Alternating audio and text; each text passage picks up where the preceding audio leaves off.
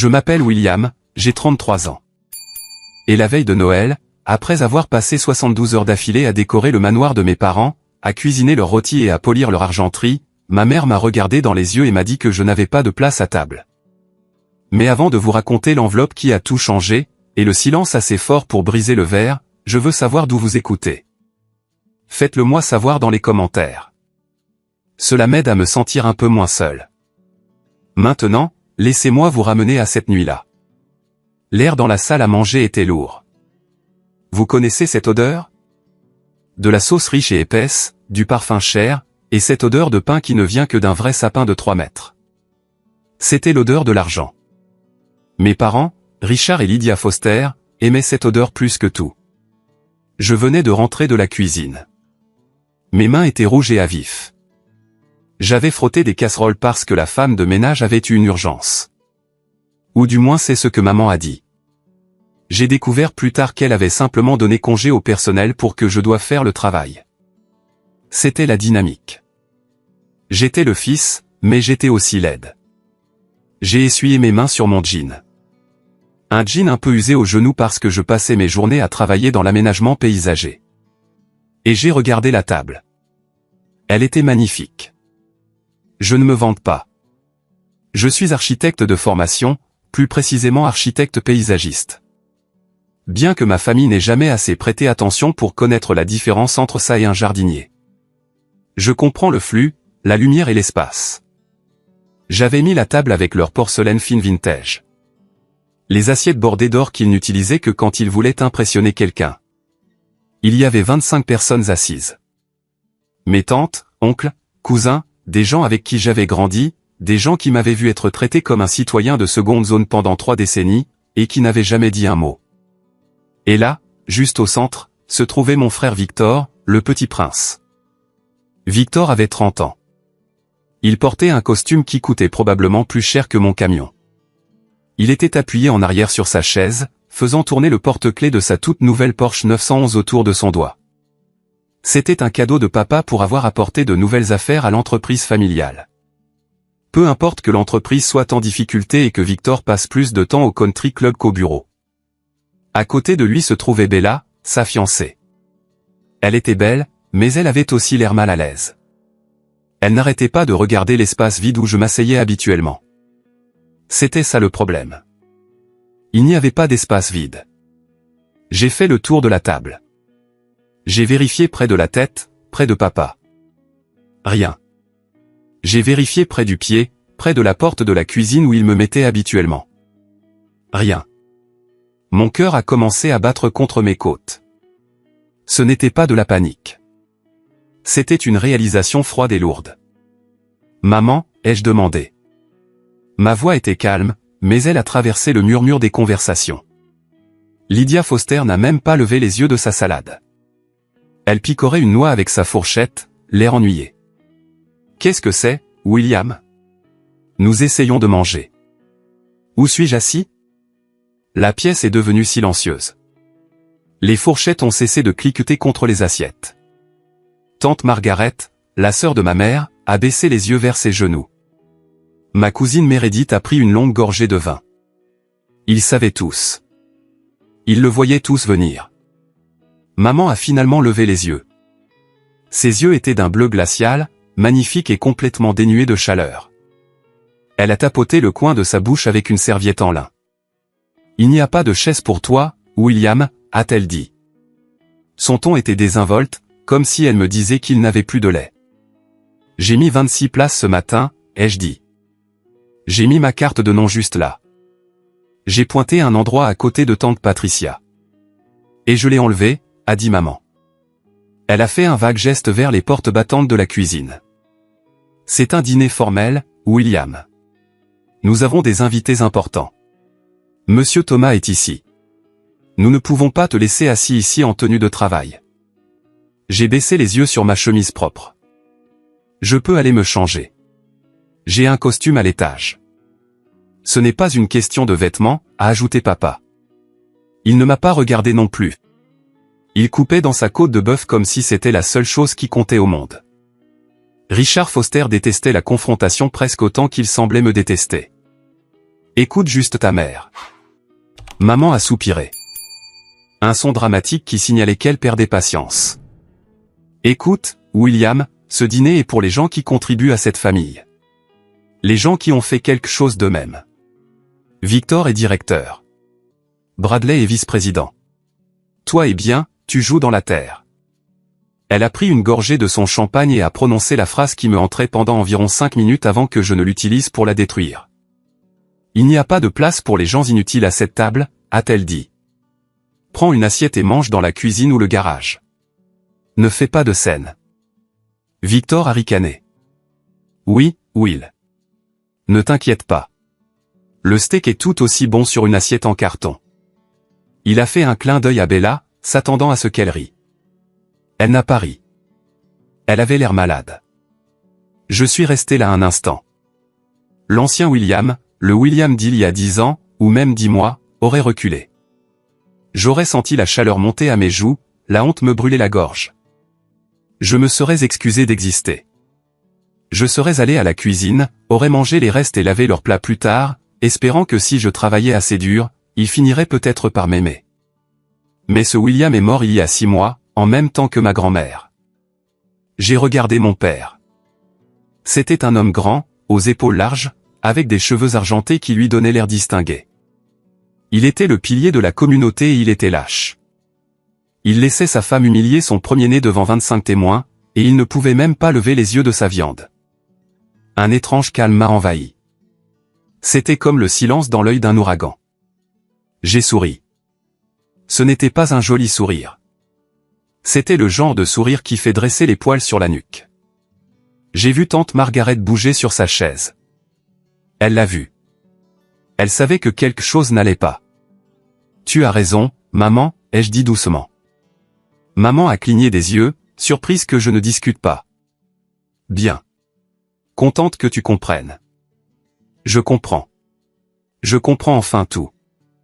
J'ai tendu la main vers la poche intérieure de ma veste en jean. J'ai senti le papier épais et froid de l'enveloppe Kraft. Elle était lourde. Pas physiquement, mais lourde de 33 ans de mensonges. Lourde du poids d'une vie que j'aurais dû avoir. Je me suis approché de papa. Mes pas résonnaient sur le parquet en bois. Tout le monde me regardait maintenant. Même Monsieur Thomas, le client VIP que papa essayait d'impressionner, me regardait avec curiosité. Je me suis arrêté juste à côté de mon père. Je pouvais sentir son eau de Cologne, du bois de santal et du scotch cher. Joyeux Noël, papa, ai-je dit. J'ai posé l'enveloppe doucement sur son assiette, couvrant la viande sur laquelle il était si concentré. Papa a cessé de mâcher. Il a regardé l'enveloppe, puis moi. Ses yeux étaient irrités, mais il y avait aussi un éclair de confusion. « Qu'est-ce que c'est » a-t-il grogné. « Je t'ai dit que nous ferions les cadeaux plus tard. »« Ce n'est pas un cadeau, ai-je dit, ma voix portant clairement jusqu'au fond de la pièce. »« C'est une explication. Je comprends enfin pourquoi vous ne m'avez jamais considéré comme votre fils. » Le silence dans la pièce s'est approfondi. Il est devenu lourd, suffocant. On entendait l'horloge grand-mère tic-tac dans le couloir. Le verre de maman s'est arrêté à mi-chemin de sa bouche. William, retire ça immédiatement. Tu gâches le dîner. Ouvre-la, Richard, ai-je dit à mon père, l'ignorant. Papa a posé son couteau et sa fourchette. Ses mains tremblaient légèrement. Peut-être qu'il le sentait. Peut-être, au fond de la partie de son cerveau qu'il avait éteinte pendant 3 décennies, qu'il savait ce qui allait arriver. Il a pris l'enveloppe. Il a glissé un doigt sous le rabat. J'ai fait un pas en arrière, croisant les bras. J'ai regardé Victor. Le sourire narquois glissait de son visage, remplacé par un froncement de sourcils. Il a regardé de moi à l'enveloppe. Alors que papa sortait les papiers, j'ai pensé à la façon dont j'en étais arrivé là. Comment un garçon qui voulait juste construire des Legos et rendre son père fier est devenu un homme debout dans une salle à manger prêt à brûler tout l'héritage de sa famille. Pour comprendre pourquoi je lui ai remis cette enveloppe, il faut comprendre les 33 ans de coupure, de bleu et de silence qui ont mené à ce moment. Il faut comprendre que les monstres ne naissent pas, ils sont fabriqués. Et ma famille, ils étaient des artisans experts. Grandir dans la maison Foster, C'était comme vivre dans un musée où j'étais la seule exposition marquée « Ne pas toucher ». Ou peut-être « Ne pas aimer » serait plus précis. Je me souviens quand j'avais 7 ans. C'est l'année où la différence entre moi et Victor est devenue un canyon que je ne pouvais pas traverser. C'était l'été. Papa nous avait acheté des vélos à tous les deux. Le mien était un vélo bleu pratique et robuste. Celui de Victor était rouge, flashy avec des serpentins et une sonnette qui ressemblait à une sirène de police. Ça ne me dérangeait pas. J'aimais mon vélo. J'ai passé des heures dans le garage à régler la selle, à huiler la chaîne, à m'assurer qu'il était parfait. J'aimais la façon dont les choses fonctionnaient. J'aimais les réparer. Victor, qui avait 4 ans à l'époque, a foncé avec son vélo directement dans les rosiers en 10 minutes. Il a tordu le cadre et rayé la peinture. Il a crié comme s'il avait été abattu. Maman est sortie de la maison en courant, terrifiée. Elle a ramassé Victor, vérifiant s'il n'avait pas de rayures qui n'étaient pas là. Oh, mon pauvre bébé. Ce stupide vélo.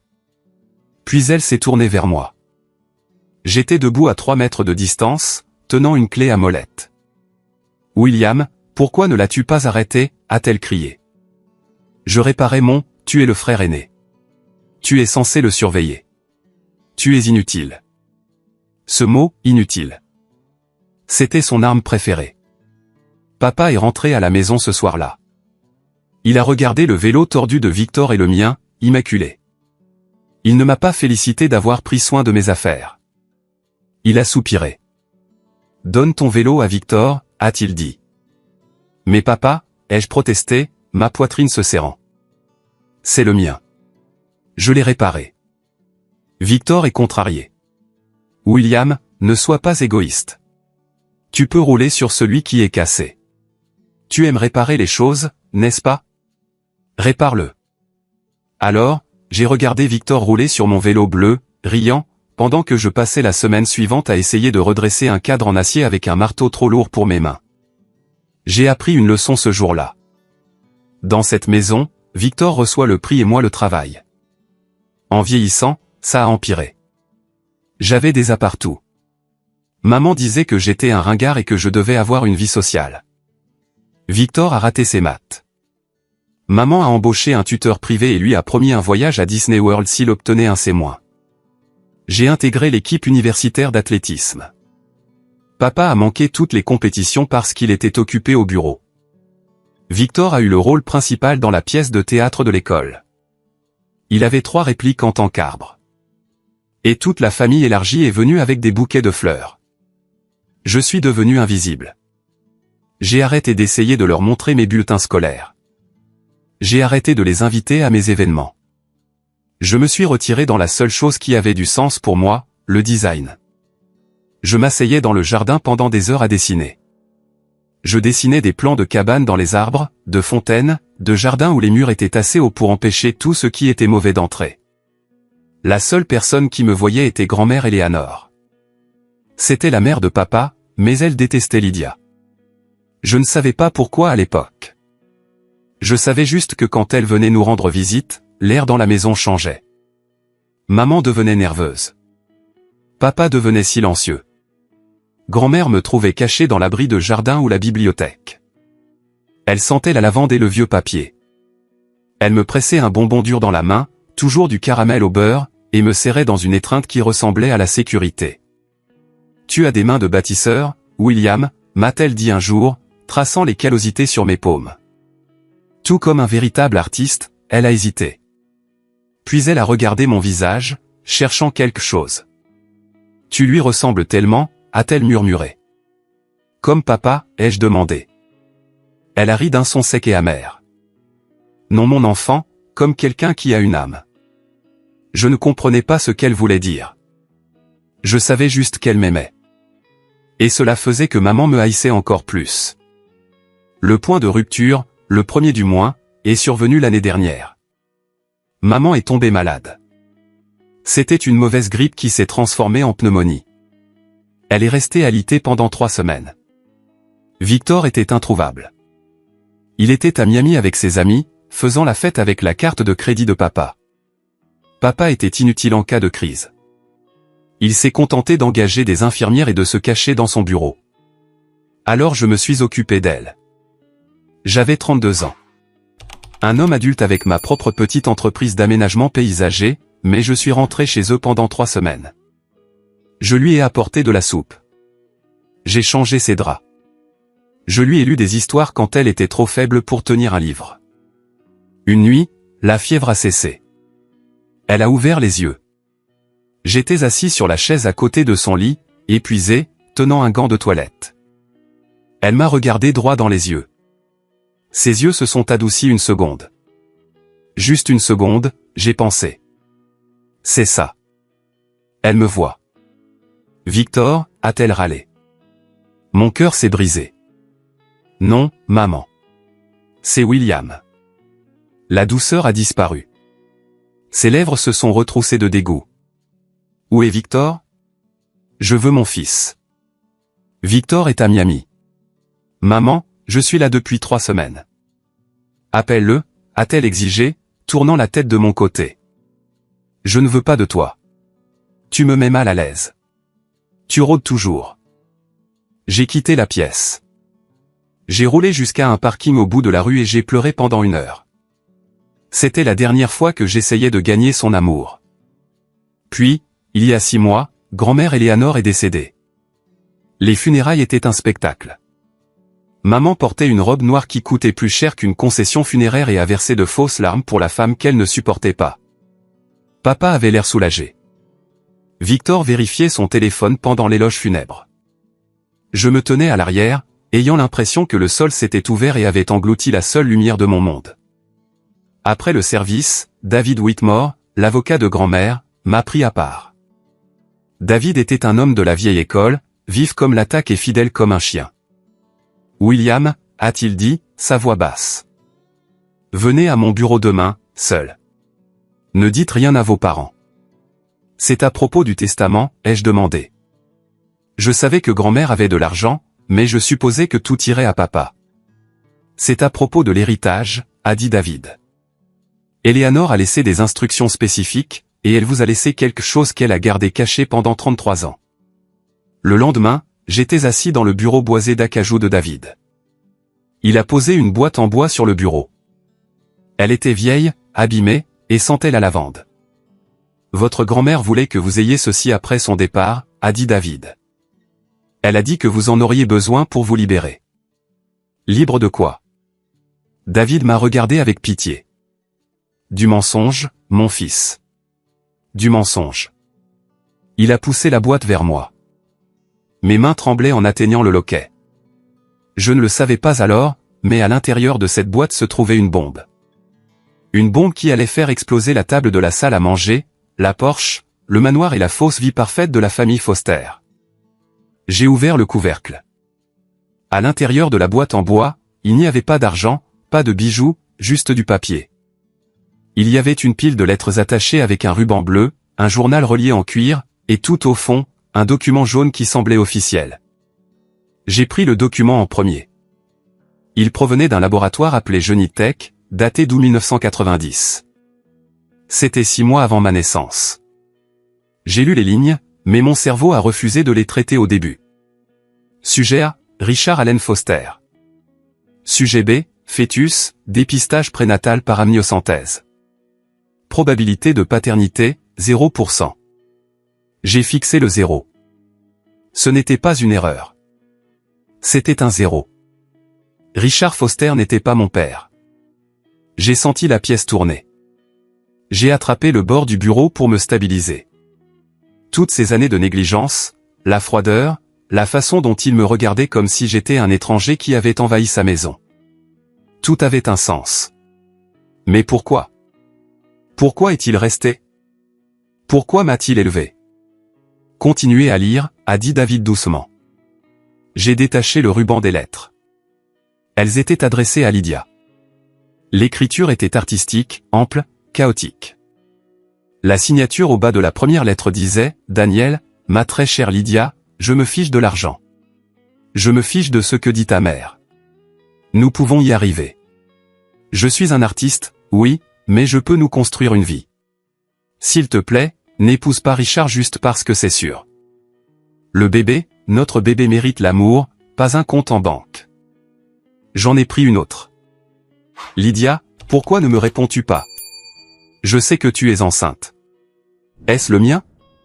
Je le sens dans mon âme que c'est le cas. S'il te plaît, parle-moi juste. Et une autre. Si tu ne me laisses pas voir l'enfant, j'irai devant les tribunaux. J'ai des droits. Puis une lettre de l'écriture de Lydia. Copie. Elle a dû garder. Daniel, si tu me contactes à nouveau, je dirai à la police que tu me harcèles. L'enfant est celui de Richard. Nous avons fait le test. Reste loin de ma famille ou je te ruinerai. Tu es inutile. Tu n'es rien. Retourne à ta peinture et laisse-nous tranquilles. Mes mains tremblaient si fort que j'ai failli laisser tomber le papier. Elle a menti. Elle savait que j'étais le fils de Daniel. Et elle a menti pour garder sa vie confortable avec Richard, l'homme d'affaires fortuné. J'ai ouvert le journal de grand-mère Éléanore. L'entrée de 1992, quand j'avais 2 ans, m'a brisé. Lydia me l'a dit aujourd'hui. Elle l'a admis. Elle en a ri. Elle a dit, Richard sait, mais il a accepté de rester pour éviter un scandale. Il se soucie plus de sa réputation à la firme que de la vérité. Mais il haïsse le garçon. Je le vois. Ils le punissent d'exister. Je veux le dire à Daniel, mais Lydia a menacé de déménager et de ne plus jamais me laisser voir William si je disais un mot. Je suis une otage, et mon pauvre petit-fils est le prisonnier. J'ai refermé le journal. Je suis resté là en silence pendant longtemps. La colère est une chose étrange. On pense qu'elle brûle fort comme le feu, mais la vraie rage, celle qui change votre vie, est froide. C'est le zéro absolu. Je n'étais plus triste. Je n'étais plus le petit garçon pleurant sur un vélo cassé. J'étais un homme qui avait été volé. Ils avaient volé mon père. Ils avaient volé mon identité. Ils m'avaient utilisé comme un punching ball pour leur propre mariage misérable. Richard me haïssait parce que j'étais la preuve de l'infidélité de sa femme. Lydia me haïssait parce que j'étais le rappel vivant de l'homme qu'elle aimait réellement mais qu'elle était trop avide pour choisir. Elle m'a traité d'inutile, ai-je murmuré. C'était quoi, a demandé David. Elle me traite d'inutile tout le temps parce que mon père était un artiste. Parce qu'il n'était pas rentable. Que voulez-vous faire, William, a demandé David. Éléanore vous a laissé un fonds fiduciaire. Il est suffisamment substantiel pour partir et ne jamais regarder en arrière. Vous n'avez pas à les combattre. J'y ai réfléchi. Je pourrais prendre l'argent. Je pourrais disparaître. Aller trouver ce Daniel Mercé. Mais ensuite, je me suis souvenu que Noël approchait.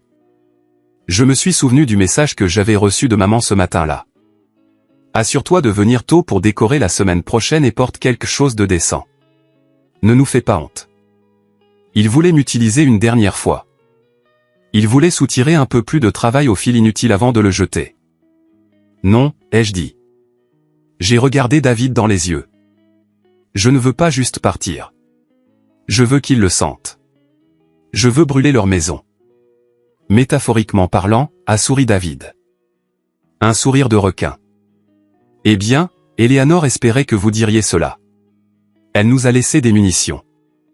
Des munitions?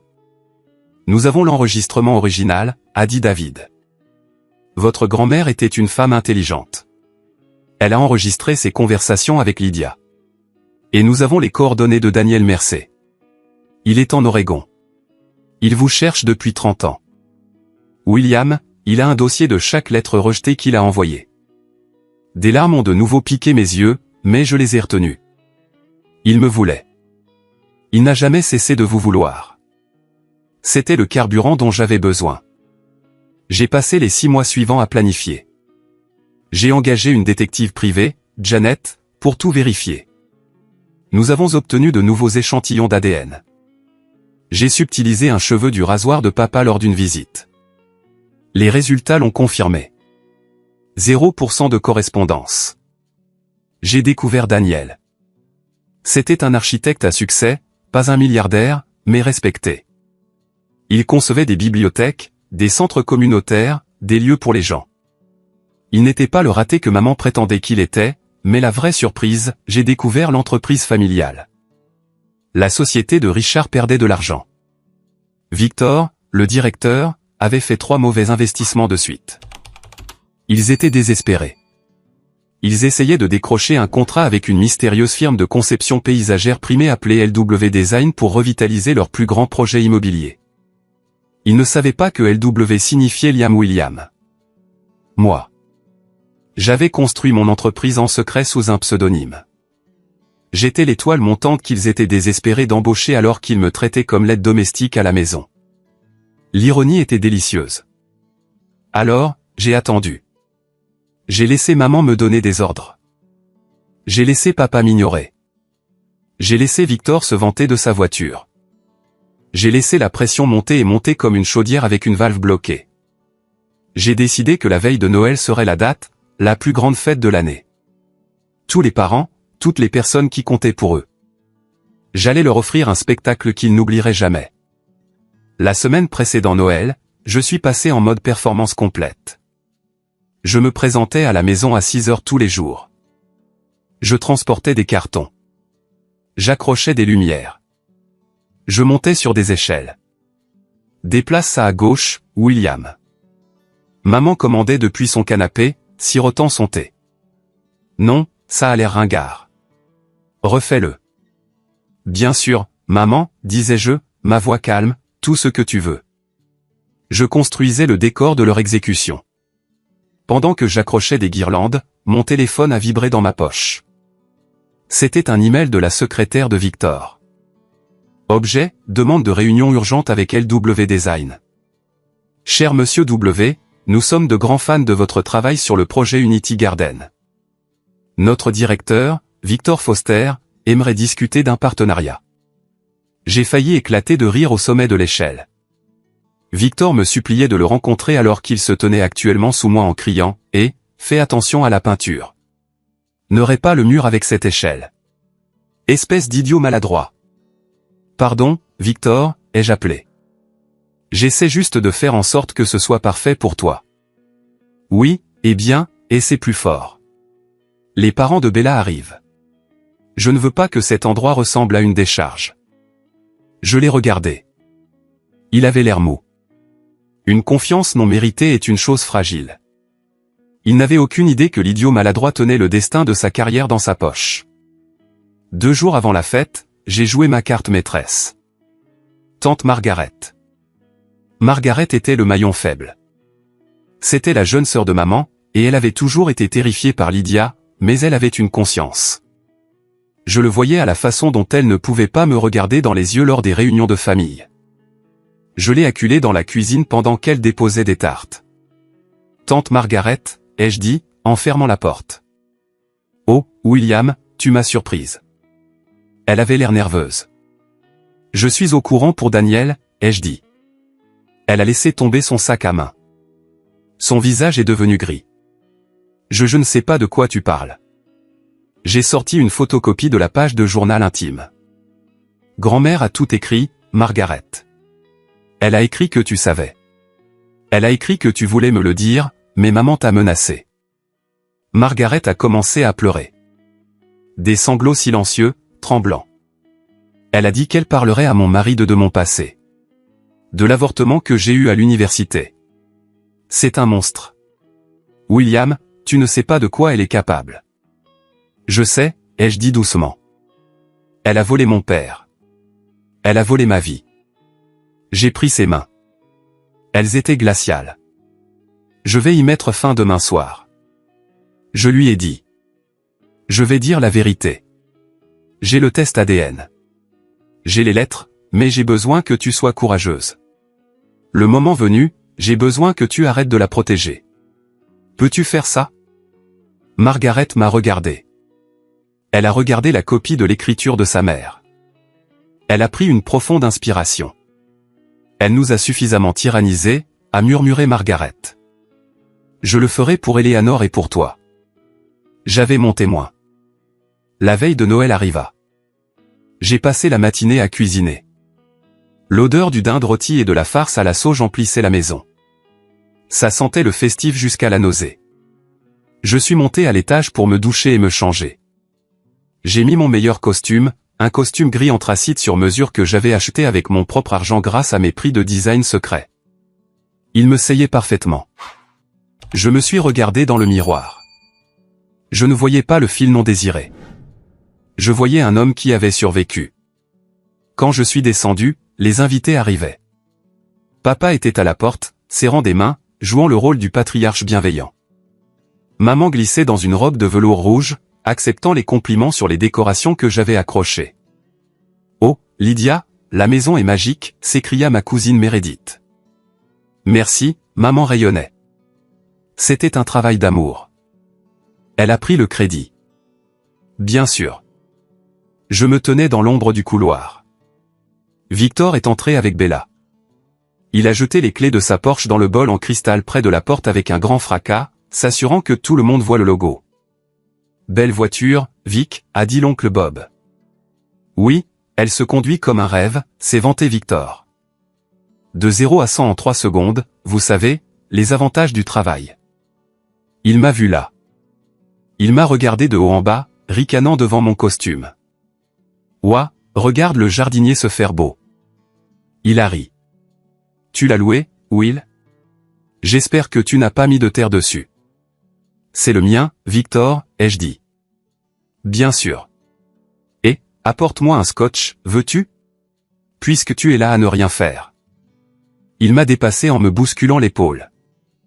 Je n'ai pas bougé. Je n'ai pas apporté le scotch. Je l'ai juste regardé entrer dans la salle à manger. Profitant, petit frère, ai-je pensé. Profite de la voiture. Profite du costume. Profite du mensonge. Tout est sur le point de s'évaporer. J'ai attendu que tout le monde soit assis. J'ai attendu que les rires soient les plus forts. Puis je suis entré dans la salle à manger pour trouver ma chaise manquante. Et cela nous ramène au moment, au silence, à l'enveloppe sur l'assiette. Le doigt de papa était sous le rabat. Le compte à rebours de la bombe avait atteint 0. Papa a sorti les papiers. Le bruit du papier craquant glissant de l'enveloppe a semblé résonner comme un coup de feu dans la pièce silencieuse. Il a regardé la feuille du haut, le test ADN. J'ai observé son visage attentivement. Je m'attendais à ce qu'il crie immédiatement, mais il ne l'a pas fait. Il s'est figé. Sa peau, habituellement rosée et saine, est devenue de la couleur de la cendre. Il l'a lu une fois, puis il l'a lu à nouveau.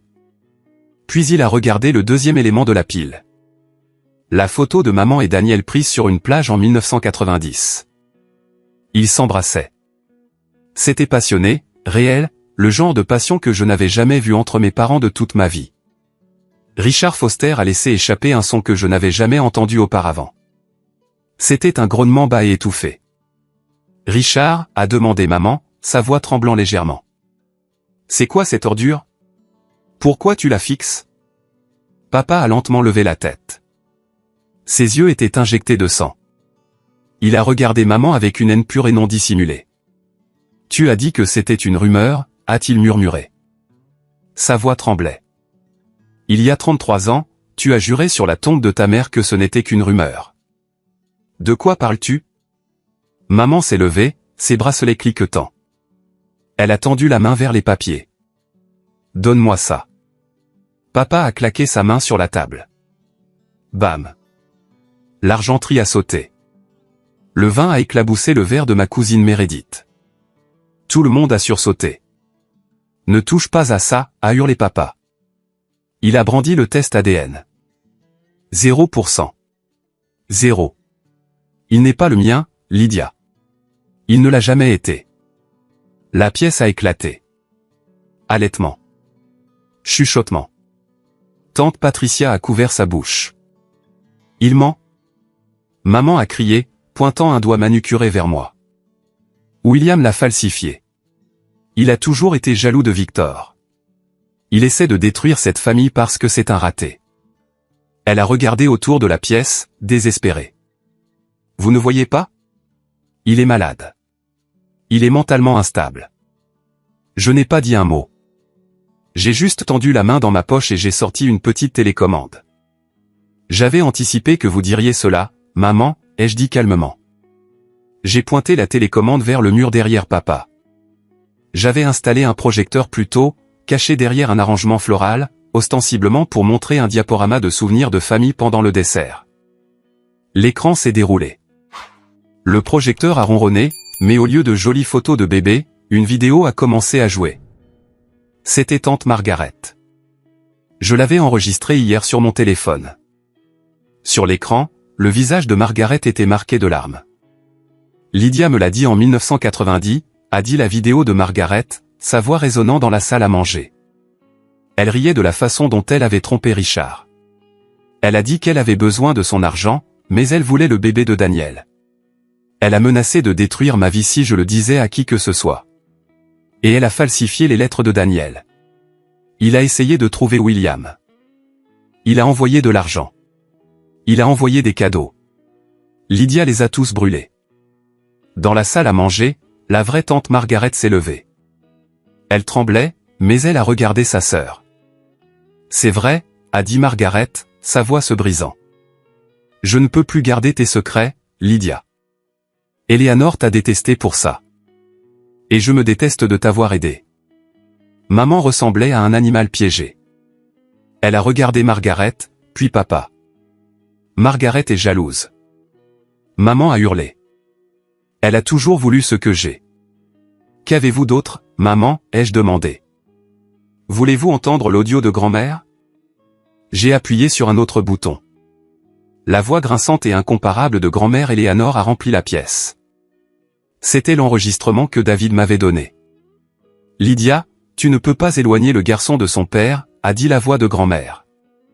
Regardez-moi, vieille femme, a répondu la voix de maman, aiguisée, cruelle. Si vous le dites à Richard, je vous mettrai dans la maison de retraite la moins chère que je puisse trouver. Je ferai en sorte que vous mouriez seul. Et William, je le mettrai à la rue. C'est mon pion, mère. Il reste jusqu'à ce que je dise qu'il parte. L'audio a coupé. On aurait pu entendre une mouche voler. Monsieur Thomas, le client VIP, a lentement posé sa serviette sur la table. Il a regardé papa, puis maman avec un regard de dégoût absolu. Je crois que j'ai perdu l'appétit, a dit Monsieur Thomas. Papa tremblait. Il m'a regardé pour la première fois de ma vie. Il m'a vraiment regardé, mais ce n'était pas avec amour. C'était avec une horrible réalisation de sa propre stupidité. Tu savais, a chuchoté papa à maman. Tu m'as fait élever le bâtard d'un autre homme. Tu m'as fait le regarder tous les jours. Il était utile. Maman a crié, abandonnant complètement sa feinte.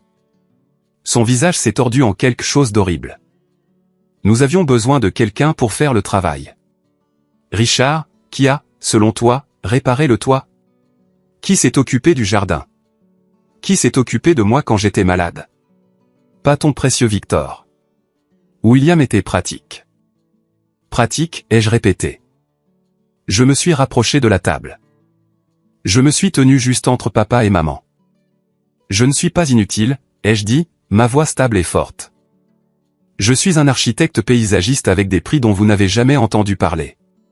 Je suis le propriétaire de LW Design.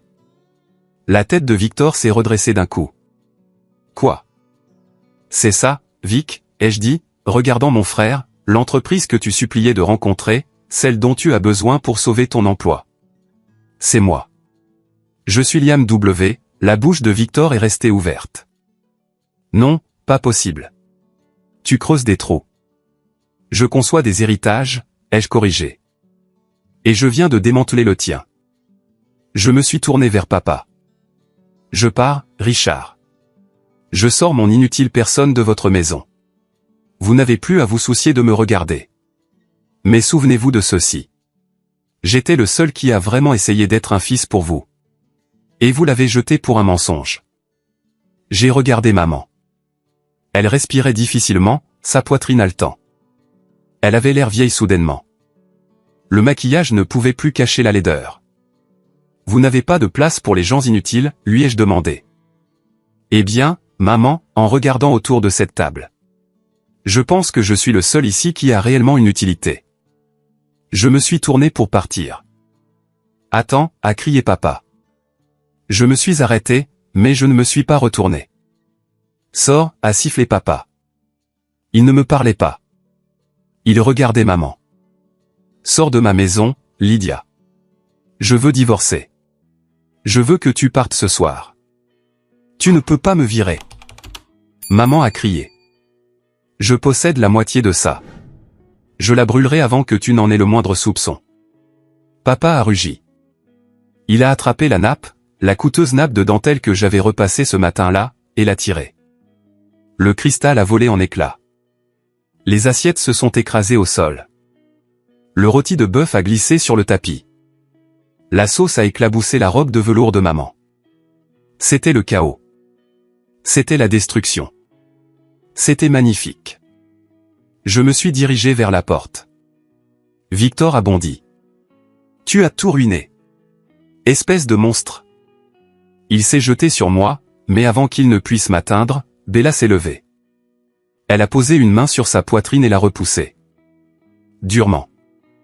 Ne fais pas ça, a-t-elle dit. Bella.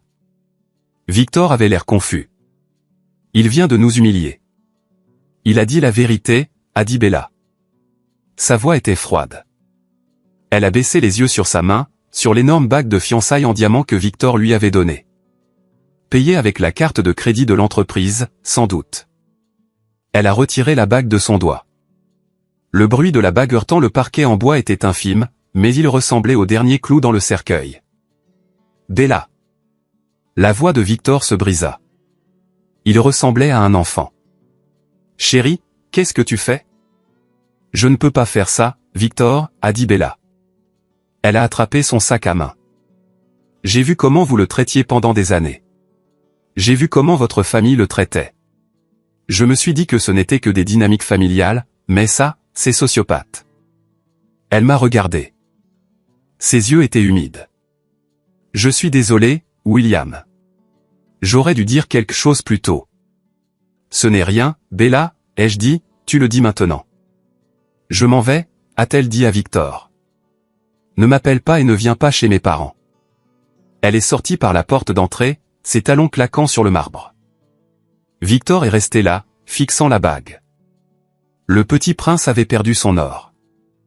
Il m'a regardé, son visage se tordant en un grognement. Sors, a-t-il hurlé. Sors de ma maison. Ce n'est pas ta maison, Victor, ai-je dit calmement. Et honnêtement, vu l'état des finances de l'entreprise, je doute que ce soit la maison de papa très longtemps non plus. Je suis entré dans le couloir. J'ai attrapé mon manteau. Monsieur Thomas, le client, mettait son écharpe. Il m'a regardé alors que je m'approchais. Liam W, a-t-il réfléchi. J'aurais dû le savoir. L'éclairage dans le jardin, la symétrie. C'est votre signature partout. Je suis désolé que vous ayez dû assister à ça, monsieur Thomas, ai-je dit. Il a secoué la tête. Ne vous excusez pas. Vous venez de me faire économiser beaucoup d'argent. J'étais sur le point d'investir des millions dans la firme de votre père parce que je pensais qu'ils avaient de l'intégrité. Je vois maintenant que le seul talent de cette famille se cachait dans le jardin. Il m'a tendu sa carte de visite. Appelez-moi lundi. Ma firme a besoin d'un nouveau chef paysagiste. Embauche directe. Pas d'intermédiaire. J'ai pris la carte. Merci, monsieur. J'ai ouvert la lourde porte d'entrée en chêne. L'air froid de l'hiver a frappé mon visage. C'était vif, propre, ça sentait la liberté. Derrière moi, les cris avaient atteint leur paroxysme. J'entendais maman sangloter. Papa criait à propos d'avocats et de gardes d'actifs, et Victor jetait des objets. On aurait dit l'enfer. J'ai descendu la longue allée. J'ai dépassé la Porsche de Victor. Elle brillait sous les lampadaires. Une belle machine possédée par une âme LED. J'ai atteint mon camion. C'était un pick-up Ford de 10 ans. Il avait des bosses. Il avait des taches de rouille. Il était rempli de sacs de terre et de pelles. Je suis monté et j'ai tourné la clé. Le moteur a rugi. Un son rauque et pétaradant que j'aimais. En sortant de l'allée, j'ai regardé la maison une dernière fois. Les fenêtres brillaient, mais à l'intérieur je savais qu'il faisait noir. L'image parfaite était déchirée. Je ne me sentais pas triste. Je ne me sentais pas seul. J'ai fouillé ma poche et j'ai sorti le bout de papier que David m'avait donné. L'adresse en Oregon, Daniel Mercer. J'ai mis le camion en marche. Joyeux Noël, tout le monde, ai-je murmuré à la cabine vide. J'ai démarré, laissant l'épave dans mon rétroviseur. Je ne quittais pas seulement une maison. Je quittais 33 ans à me faire dire que je n'étais pas suffisant. J'ai roulé pendant 3 heures cette nuit-là. J'ai pris une chambre dans un motel bon marché au bord de l'autoroute. J'ai acheté un sandwich à la dinde dans un distributeur automatique de station-service. C'était le meilleur dîner de Noël que j'ai jamais eu. Le lendemain matin, mon téléphone a explosé. 50 appels manqués de maman. 20 de papa. Une série de SMS injurieux de Victor. Espèce d'ingrat. Reviens ici et arrange ça. On peut en parler. Papa, tu es mort pour moi. N'attends pas un centime d'héritage. Victor, tu as ruiné ma vie. Bella m'a bloqué. Je vais te tuer. Je les ai lus. Et puis j'ai fait quelque chose que j'aurais dû faire il y a 10 ans. Je les ai bloqués. Tous. Puis j'ai vu un SMS de tante Margaret. Margaret, merci, William. J'ai fait une valise. Je suis à l'hôtel. Je me sens enfin légère. Va le trouver. Va trouver ton père. J'ai souri. Je suis remonté dans mon camion. J'avais un long trajet devant moi. L'Oregon était à 1000 km. Mais pour la première fois de ma vie, je savais exactement où j'allais. Et je savais exactement qui j'étais. Je n'étais pas William Foster, le fils inutile. J'étais William Mercer, et j'étais un architecte. J'avais démoli un bâtiment condamné. Maintenant, il était temps de concevoir quelque chose de nouveau. Mon vieux pick-up Ford a cahoté sur l'autoroute, accumulant des kilomètres entre moi et la ville où j'étais né, élevé et finalement rejeté. Plus je roulais, plus je me sentais léger. C'était comme si chaque borne kilométrique me débarrassait d'une couche des attentes lourdes et suffocantes que j'avais portées pendant 33 ans. Le paysage changeait. La jungle de béton et les banlieues soignées ont cédé la place à des pins imposants, des montagnes brumeuses et la beauté sauvage et indomptée du nord-ouest Pacifique. L'Oregon ne m'a pas accueilli avec des lumières néons ou de la prétention. Il m'a accueilli avec l'odeur de la terre humide, des aiguilles de pin trempées par la pluie et des embruns salés de l'océan. C'était un voyage de près de 2000 miles. Mais cela a semblé le voyage le plus court de ma vie. Pour la première fois, je ne fuyais pas quelque chose. Je courais vers la vérité. J'ai trouvé l'adresse que David, l'avocat, m'avait donnée. C'était dans une petite ville côtière, le genre d'endroit où les gens connaissaient leurs voisins et personne ne se souciait du genre de voiture que vous conduisiez. J'ai tourné sur une allée de gravier qui serpentait sur une colline escarpée. Au sommet se trouvait une maison. Ce n'était pas un manoir. Ce n'était pas un monument à Lego comme le domaine Foster. C'était une modeste cabane en cèdre patiné qui semblait pousser directement du flanc de la falaise, surplombant les eaux grises et agitées du Pacifique. Il n'y avait pas de portail en fer, pas de caméra de sécurité, juste des hortensias sauvages poussant en explosions chaotiques et magnifiques de bleu et de violet le long du porche. J'ai coupé le moteur. Mes mains tremblaient sur le volant. J'avais tenu tête à 25 parents critiques la veille de Noël sans ciller. Mais assis ici, fixant cette porte en bois, j'étais terrifié. Et s'ils ne voulaient pas de moi? Et si les lettres n'étaient que les divagations romantiques d'un jeune homme oublié depuis longtemps? Et si je n'étais qu'un étranger interrompant sa vie? J'ai pris une profonde inspiration, suis sorti du camion et ai monté les marches sur le côté de la maison, sur une terrasse enveloppante face à l'océan. Un homme se tenait devant un chevalet. Il me tournait le dos. Il portait un pull en laine taché de peinture qui avait connu des jours meilleurs, et ses cheveux gris étaient fouettés par le vent côtier. « Excusez-moi » ai-je appelé, ma voix sonnant plus rauque que je ne l'avais voulu. L'homme s'est figé. Il a lentement baissé son pinceau et s'est retourné. Et à ce moment-là, la terre sous mes pieds a cessé de bouger. C'était comme me regarder dans un miroir qui me montrait mon avenir. J'ai vu mes propres yeux me regarder. Brun foncé, profond, plissé au coin. J'ai vu la même mâchoire, la même façon de tenir ses épaules. Pendant 33 ans, j'avais regardé Richard Foster et vu un étranger. Maintenant, en regardant cet homme que je n'avais jamais rencontré, je me voyais. Puis-je vous aider, a-t-il demandé. Sa voix était profonde, résonnante et gentille. Puis il a plissé les yeux, faisant un pas de plus. Il a laissé tomber le pinceau. Il a clatré sur le pont en bois, roulant au loin inaperçu. Mon Dieu, a-t-il murmuré, la couleur de son visage s'évanouissant. Lydia. J'ai secoué la tête, luttant contre la boule dans ma gorge. Non, je suis William. Je suis son fils. Daniel Mercer n'a pas demandé de pièce d'identité. Il n'a pas demandé de test ADN. Il n'a pas demandé pourquoi j'étais là. Il a simplement laissé échapper un son, mi-rire, mi-sanglot, et a traversé la distance entre nous en 3 longues enjambées. Il m'a serré dans ses bras, me coupant le souffle. Ce n'était pas la raide tape dans le dos que Richard me donnait pour les séances photos. C'était désespéré. C'était féroce. Il me tenait comme s'il essayait physiquement de m'empêcher de disparaître. J'ai senti sa poitrine halter contre la mienne, puis j'ai senti l'humidité de ses larmes sur mon cou. J'ai attendu, a-t-il étouffé, sa voix se brisant, j'ai attendu 33 ans. Nous ne nous sommes pas lâchés pendant longtemps. Debout sur cette terrasse venteuse, avec le rugissement de l'océan en contrebas, j'ai enfin ressenti la seule chose que j'avais cherchée toute ma vie, l'appartenance. Nous avons passé le reste de la nuit assis près de sa cheminée en pierre, buvant du thé dans des tasses ébréchées, pas de scotch cher, pas de verre en cristal, juste de la chaleur. Nous avons parlé jusqu'au lever du soleil. Il m'a tout raconté. Il m'a raconté l'été où il a rencontré Lydia, comment il est tombé amoureux de son feu, sans réaliser que c'était un feu qui brûlerait tout ce qu'il touchait. Il m'a montré une pièce fermée à clé dans son atelier. Elle était remplie de croquis, des centaines. Des croquis d'un bébé, d'un tout petit, d'un jeune garçon, d'un adolescent. Je ne savais pas à quoi tu ressemblais, a dit Daniel, passant une main sur un dessin au fusain d'un jeune garçon jouant avec des blocs. Alors, je l'ai imaginé. Je te dessinais chaque année à ton anniversaire. C'était la seule façon pour moi d'être un père pour toi. Nous nous sommes connectés à un niveau qui dépassait la génétique.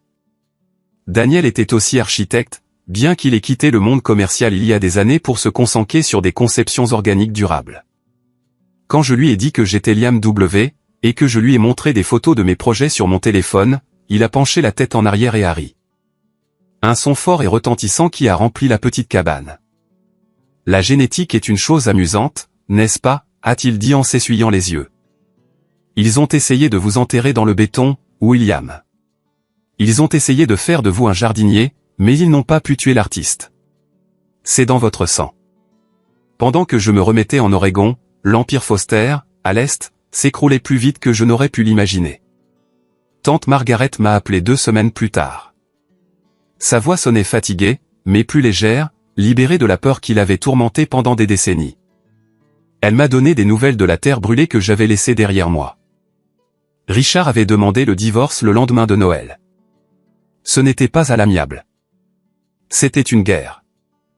Humilié et enragé, Richard a utilisé toutes ses ressources pour détruire Lydia, il a révélé la preuve de son infidélité à leur cercle social pour sauver la face. Lydia Foster, la femme qui vivait pour le statut, est devenue une paria du jour au lendemain. Elle a été exclue du country club. Ses amis ont cessé de lui rendre ses appels. Les avocats de Richard ont été impitoyables, utilisant la clause d'infidélité de leur contrat de mariage pour la laisser presque sans rien. Elle a dû quitter le manoir et s'installer dans un petit appartement dans un quartier douteux de la ville. Elle m'a envoyé un message une fois. Un long message décousu me blâmant d'avoir ruiné l'image de la famille. Je n'ai pas répondu. Je l'ai simplement supprimé. Son venin n'avait pas d'antidote, mais je ne buvais plus le poison. Et Victor. La chute du petit prince a été la plus dure. Sans l'argent de la famille de Bella pour soutenir l'entreprise, et avec la réputation de Richard en lambeaux, la société a sombré. Pour réduire les coûts, Richard a fait l'impensable, il a viré Victor. Dépouillé de son titre, de son salaire et de sa fiancée, Victor s'est effondré. La Porsche a été saisie. La dernière chose que j'ai entendue de Margaret, c'est que Victor travaillait comme vendeur d'assurance, postant toujours des tirades en colère sur Facebook à propos de la façon dont son frère jaloux l'avait saboté. Il n'avait toujours pas compris. Je ne l'ai pas saboté. J'ai juste arrêté de le soutenir. Mais ma plus grande victoire n'a pas été leur échec. Ce fut ma propre ascension. Un mois après mon arrivée en Oregon, Monsieur Thomas a tenu parole. Il est venu me rencontrer. Il ne se souciait pas du scandale. Il ne se souciait pas des ragots. Il s'est assis à la table de cuisine rudimentaire de Daniel, a regardé les croquis que Daniel et moi avions préparés ensemble pour son projet, et a claqué sa main sur la table. Ceci, a dit Monsieur Thomas, c'est exactement ce que je voulais. Il y a une âme. Il a signé le contrat sur le champ, un accord de plusieurs millions de dollars. Je me fiche que votre nom de famille soit Foster, Mercer ou Smith. Monsieur Thomas m'a dit, j'embauche le talent, pas le pédigré. J'ai regardé la ligne de signature. Je n'ai pas signé William Foster. Et pour la première fois, je ne me suis pas caché derrière Liam W. J'ai pris le stylo et j'ai signé William Mercer. Avec ce contrat et le fonds fiduciaire que grand-mère Eleanor m'avait laissé, j'ai ouvert une nouvelle entreprise basée en Oregon, Mercer & Son Architectes. Daniel et moi travaillons ensemble tous les jours. Il s'occupe de la vision artistique, du côté rêveur et sauvage des designs. Je m'occupe de la structure, de l'intégration paysagère, de la réalité.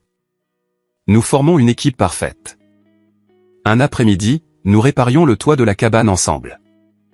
Le soleil se couchait, projetant une lueur dorée sur l'océan. Daniel a arrêté de marteler et s'est essuyé le front. Il m'a regardé, une expression pensive sur son visage. Tu sais, a-t-il dit, ta mère avait raison sur une chose. J'ai fait une pause, un clou entre les dents. Sur quoi avait-elle raison? Elle a dit, il n'y a pas de place pour les gens inutiles. Daniel a souri, mais ses yeux étaient sérieux. Elle avait raison. Il n'y a pas de place pour les mensonges, pour la cruauté et pour les gens qui utilisent les autres à la table d'une bonne vie. Mais il y a toujours une place pour les bâtisseurs, pour les rêveurs. Tu as construit ta propre chaise, mon fils, et elle est plus solide que tout ce qu'il y a eu dans ce manoir. J'ai regardé l'horizon. La honte que j'avais portée d'être inutile s'est enfin évaporée, emportée par le vent du Pacifique. Cela fait exactement un an depuis la veille de Noël. Je suis assis dans mon nouveau bureau. Ce n'est pas une pièce étouffante avec des panneaux d'acajou et des portes fermées. C'est un studio aux murs de verre perché au bord de la forêt, rempli de lumière naturelle. Sur mon bureau, il n'y a pas de portrait formel rigide de personnes qui se détestent. Au lieu de cela, il y a un simple cadre en bois contenant une photo spontanée de l'été dernier. C'est moi, papa, Daniel et tante Margaret. Nous sommes sur un bateau de pêche, ébouriffé par le vent, riant si fort que nos yeux sont fermés. C'est une image de joie pure et non raffinée. À côté de la photo se trouve la boîte en bois de grand-mère Eleanor. Je la garde là comme un rappel. Elle contenait autrefois les secrets qui me blessaient, mais maintenant elle représente la vérité qui m'a sauvé. Grâce à une partie de l'héritage de grand-mère, j'ai créé le fonds Eleanor. C'est une bourse complète pour les étudiants en architecture issus de foyers brisés ou de familles d'accueil. Des enfants à qui l'on a dit qu'ils n'avaient pas leur place, à qui l'on a dit qu'ils n'étaient pas assez. Je veux m'assurer que le prochain enfant inutile reçoive les outils nécessaires pour construire son propre empire. Mon téléphone vibre sur le bureau. Il y a un message de Bella. Nous sommes restés en contact.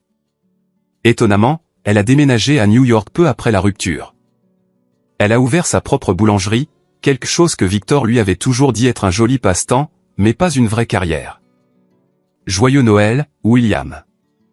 Le message dit, je voulais juste te dire merci. Si tu n'avais pas laissé tomber cette enveloppe, je serais peut-être encore assise à cette table, suffocante. Je suis fiancé. C'est un professeur d'histoire au lycée. Il conduit une Honda. Et c'est l'homme le plus gentil que j'ai jamais rencontré. J'espère que tu construis quelque chose de beau là-bas. Je souris et lui réponds rapidement par un « félicitations ». Bella est la preuve que parfois la destruction est une forme de création. Il faut démolir la structure pourrie pour construire une maison solide. Je me lève et sors sur le balcon. L'air hivernal de l'Oregon est vif et froid, sentant la neige et le pin. C'est calme ici, paisible. Je repense au William d'il y a un an. Cet homme était un fantôme hantant sa propre vie. Il s'excusait de prendre de la place. Il travaillait d'arrache-pied, espérant une miette d'affection de la part de gens incapables de la donner. J'aimerais pouvoir retourner en arrière et le serrer dans mes bras. J'aimerais pouvoir lui dire que tu n'es pas le problème. Ta différence est ton super pouvoir. Ils te traitent d'inutile parce qu'ils ne savent pas comment utiliser les outils que tu as. Tu parles une langue de création et eux ne connaissent que la langue de la possession. La famille Foster m'a enseigné une leçon brutale mais nécessaire. La famille n'est pas définie par le sang qui coule dans tes veines. Elle est définie par qui te tient la main quand la tempête arrive. Elle est définie par qui te voit vraiment, et ne te demande pas d'être quelqu'un d'autre. Ils m'ont traité d'inutile parce que je ne rentrais pas dans leur moule de requin de la finance. Mais cette nature inutile, mon besoin de créer, de nourrir, de construire de mes mains, c'est exactement ce qui m'a mené à mon vrai père, à ma carrière et à ma paix. Je lève les yeux vers le ciel nocturne. Les étoiles sont brillantes ici, loin des lumières de la ville. Joyeux Noël, grand-mère, je murmure dans le vent. Je l'ai fait. J'ai ouvert la boîte. J'ai brûlé la table et j'en ai construit une nouvelle. Je retourne à mon studio où la table à dessin m'attend. Il y a un nouveau projet là, un centre communautaire pour les jeunes à risque. C'est complexe, stimulant et important. Je prends mon crayon. Je suis William Mercer. Je suis un architecte et ma vie est enfin mon propre design.